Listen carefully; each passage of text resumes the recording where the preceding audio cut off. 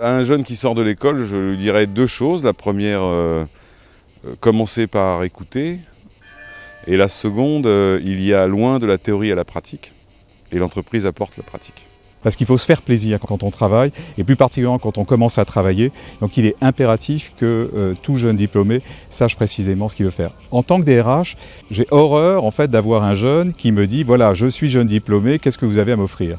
Moi je lui dis d'abord « Qu'est-ce que vous avez à m'offrir, vous ?» Et à partir de là, en fait, on va construire ensemble, on va co-construire ensemble en fait votre parcours et votre intégration, parce que l'entreprise peut vous aider à la condition que vous vous aidiez d'abord vous-même.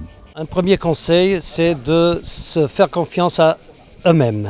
Normalement, on croit que, surtout au début, que les choses sont plus dépendantes des autres que de nous-mêmes.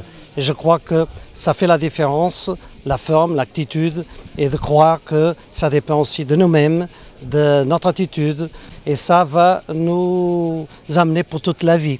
Ne pas hésiter à changer de registre, ne pas hésiter à changer de ville ou à changer de pays. Et c'est vrai qu'effectivement, lorsque l'on est jeune diplômé, on a besoin de sortir de l'école, de sortir des matières, etc.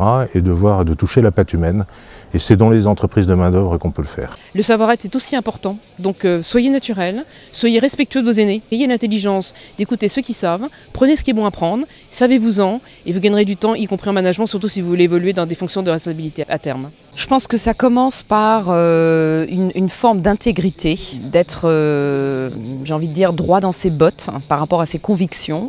Évidemment, c'est l'autre qui reçoit une certaine forme d'image ou de perception, mais le plus important, c'est d'être aligné avec soi-même. Il faut éviter de se coller à ce qu'on imagine qu'attend l'entreprise et donc se formater les uns les autres.